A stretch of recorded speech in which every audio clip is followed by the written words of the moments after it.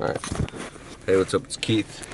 In this video, I want to talk about how to go from being flat broke and struggling and feeling unworthy of success and maybe even being depressed. How to go from that to the opposite, which is feeling absolutely worthy in many, many ways. Pardon me, it's late night. Oh, look at that. That's called plowing snow days on end with no sleep and then doing everything, and I love it. But anyways, I like to go out and do late grocery shopping. This is going to be a really real video, like super real stuff. So if you're struggling financially, and I'm not talking to you guys that are making plenty of money, because I'm talking to you if you're financially struggling and what type of toll that can play on your mind and your heart and your emotions. Like I said, 6 years ago, I had lost my $15 an hour landscape job and literally ended back up at a 10 and then a $9.50 per hour lawn care job at the age of 27 years old. I was a grown-ass man. I lost everything. I had gotten sued. I had a full-blown nervous breakdown. It wasn't full-blown. It was like a nervous breakdown for sure, though.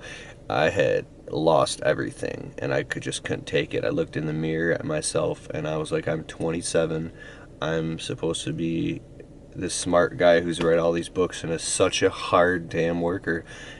Man, I can't believe I'm a fucking loser, man.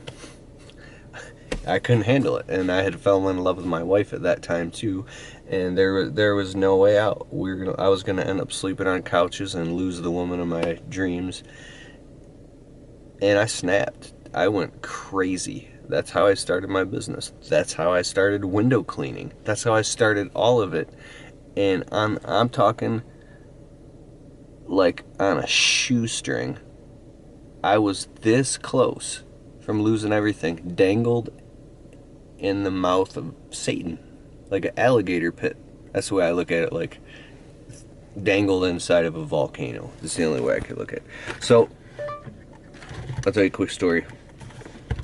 I'm in a department store a few minutes ago, grabbing a couple things. It's late night. I'm going home now. But there's this stock people working. And one guy looked particularly sharp. He looked my age. And I said, hey man, how much you guys get paid an hour? He's like, $9.50 to start. You can get $10 an hour if you take a bunch of tests. I go, really? How many hours per shift, He goes, 7 hours per shift. It's 8 hours, hour lunch, and then 4 shifts a week. That's how many, 4 nights a week. So it's 32 hours a week at $9.50 an hour after taxes. I'm like, dude, that's like $300 a week. After taxes, like $250. You get paid every 2 weeks, right? And I'm thinking to myself, I'm like, oh my God, I make that in a day.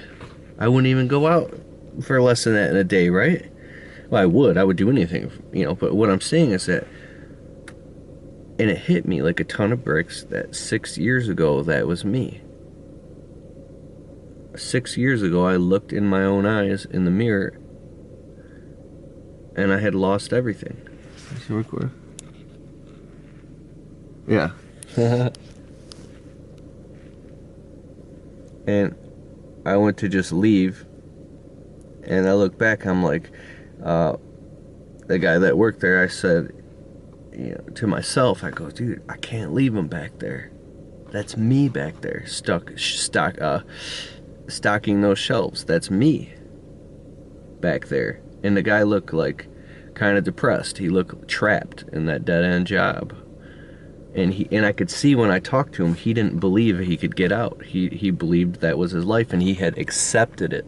He had accepted it. He became, what's the word, not incarcerated, but when you were in prison and you become institutionalized, so to speak, accepted his fate. And I went to ring up, I'm like, whatever, it's none of my business. I'm just being weird. I'm out at night and I'm looking too deep into people. It's none of my business. And I'm like, no, dude, fuck that. And I couldn't help myself. I was pacing around the aisles and I walked back up to the dude. And he looks at me, he's like, here you go again, this is fucking weird guy. I'm like, listen, dude, I don't know you from shit. I just want to tell you something. He goes, what's that? look him dead in his eyes. I said, 6 years ago, I had lost everything. I was flat broke and bawling my eyes out in a basement. And I had met the woman of my dreams, which I'm married to, today. And I looked in the mirror at the age of 27 and I said, I can't believe I'm a grown ass man and I'm fucking broke. I'm fucking nowhere. I'm a nobody. And I said I had a breakdown, man. And I went crazy and I started, landscaping and cleaning windows, anything. And I blew up an entire, small business out of being completely desperate. And today I'm moderately successful, and I can't believe it. I can't accept it. That it worked. I can't accept it. And the guy looked at me, and that whir in his eyes, whatever that was, like the daze, it went away. Like it pulled the veil up, and he looks at me, he goes, wow, that's so crazy. You just came up to me and said that. He goes, I'm going through the same thing right now. Because I said to him, there's something called the dark night of the soul. It's where you go through this dark period in your life, this dip, where your life is just fucking horrible. There's nothing you can do about it, and you're trapped. And you feel like you're never going to get out. It's a very dark period in your life. He said, that's crazy. That's what I'm going through. I lost everything, and I was just living in my mom's basement. And I just found out that his fiance or girlfriend, they're going to have a baby. And he's like, now he's working 2 jobs. He's working all day, working all night at these 2 dead-end jobs. And he's 30 years old. And I just looked at him. I said, dude, I want to tell you something. And I'm not trying to be hokey pokey, and I know you don't know me, but you deserve whatever you want, dude. It's the environment that tells you you can't, but you deserve to make a lot of money. You deserve to have whatever you want. And it's like, I don't know, I just felt like I can't leave that guy there. That's my brother. I left, man, and I almost cried because I love people so much. I love people. I want to see people do good.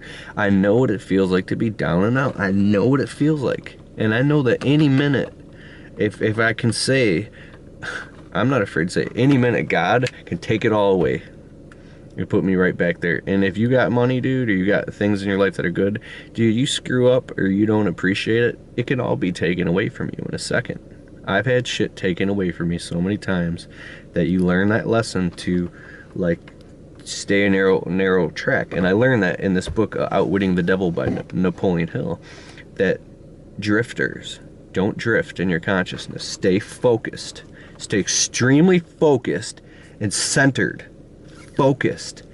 And don't let anything throw you off track. It's almost like a type of paranoia. I can't explain it, but it keeps the success coming. That it's a definiteness of purpose. You feel that right there? That's what will get you out of your hole. It's definiteness of purpose right there. Don't let depression overcome you. Don't let drifting overcome you. Please don't let any addictions overcome you.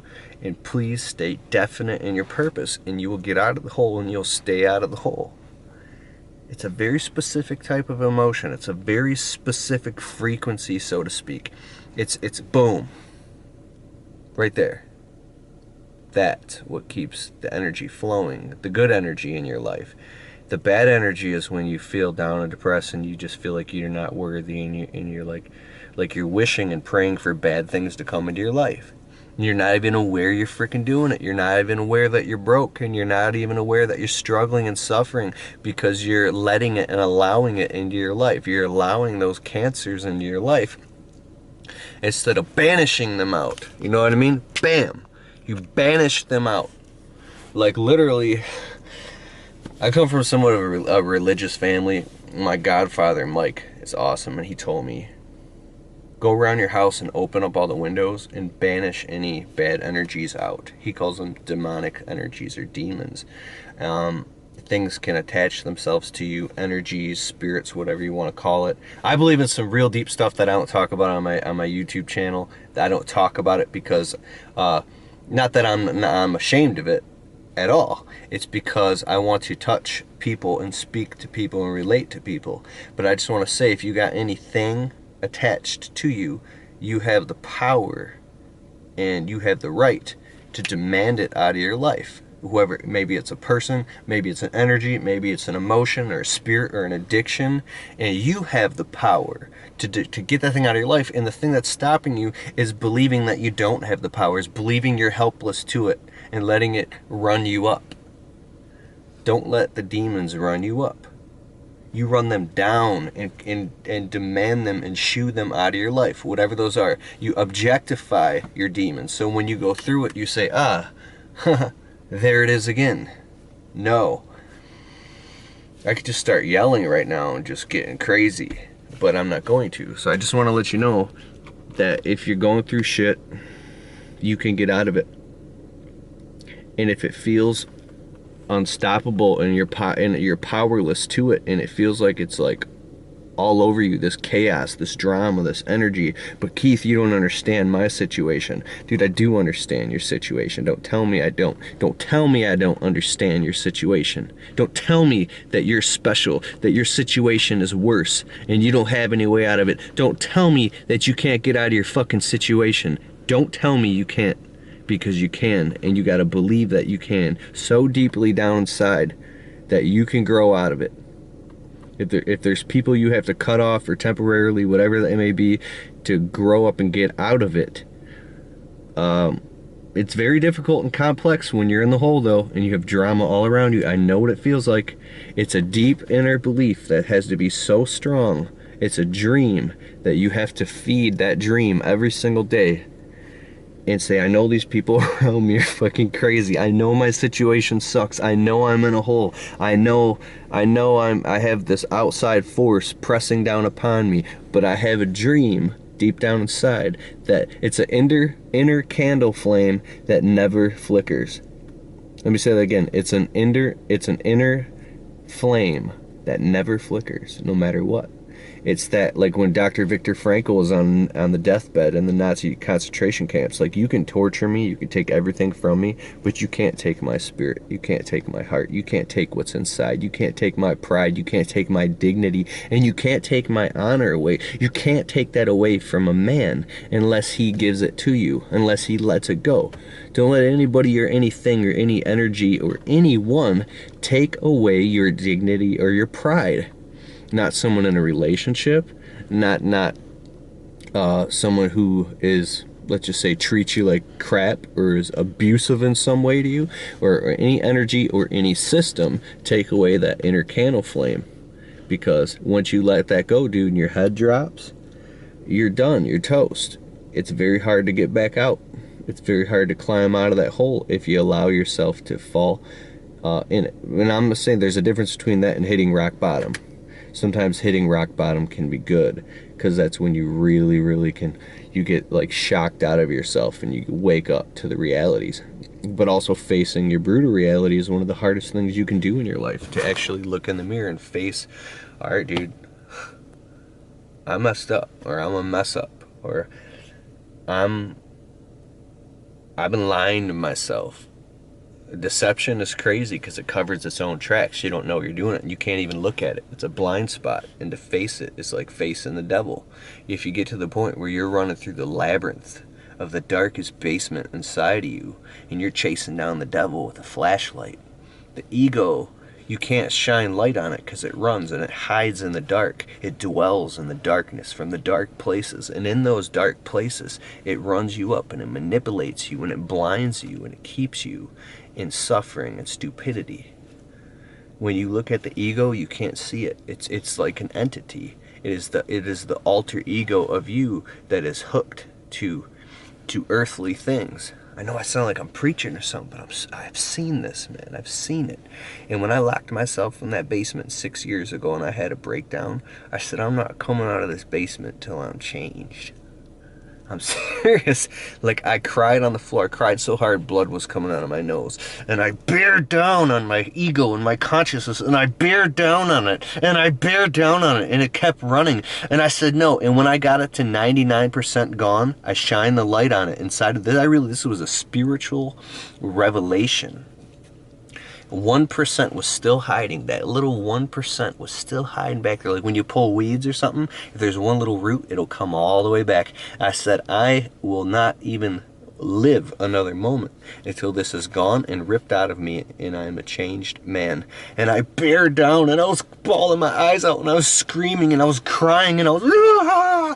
Like crazy. I'm serious. Like I could go into it right now, but I'm not going to.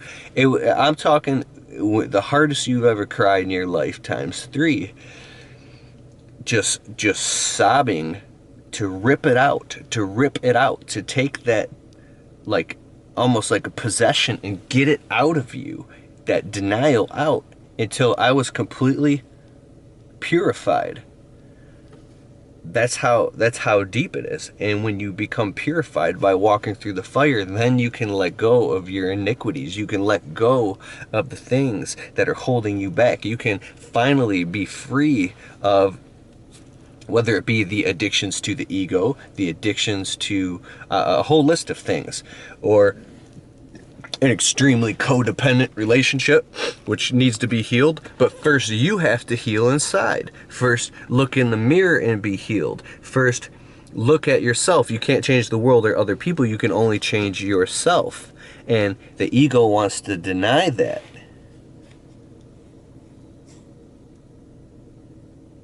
I just want to tell you, man, even if I don't know you personally, and I know, like, when I went to the GIE Expo, it was so awesome. I met so many cool people. Look at me dead in my eyes, say, "What up, Keith?" Like, you guys know me. You know me because you watched me on the videos. You know the real me. This is the real me, okay? And I want to let you know that even though I don't know you personally, I still know you. And you are my brother, and I care about you. I care about you so much, you don't even know how much I care about you. You have no idea how much I care about you. I swear on everything. I swear right now, I care about you so much. And I believe in you more than you ever know. And I believe in you more than you believe in yourself. If you're depressed and you're going through shit, I fucking believe in you, man. I believe in you. I want you to... I want you to define your dream and crystallize it. Hold it in your hand so clearly that you can just see it and smell it and touch it, and taste it. And go out and fucking get that shit, dude. Get it, because you deserve it. You deserve it, okay? But. Just go get it. It's going to be hard. It's going to be a shitstorm. Because when you actually start chasing your dream, and you make the decision, oh, that's when it gets really fucking bad, dude. Dude, I've been through hell. I legitimately, now not like third world countries starving to death, okay? For the United States, I've legitimately been through hell, dude. I don't like to complain, but so I'm 32 now. I've been to 13 different schools. I lived in 33 different homes. We've lived in homeless shelters when I was a kid. My mother, if you know, she died from a heroin overdose. My sister found her with a needle in her arm. I've been around drugs and alcohol and toxicity. I've slept on couches. I ran away when I was 14. I mean, I'm talking, I've slept in my car when I was a kid. My mother and I, we lived in homeless shelters and slept in her car. We were legitimately fucking poor. And stuff like that, you know. And I've been through a lot of hell, so I know what it's like, okay? So I'm qualified to talk about this shit. All right, I gotta go, man. This is a long, crazy video. I'm uploading it to YouTube, dog. All right, later.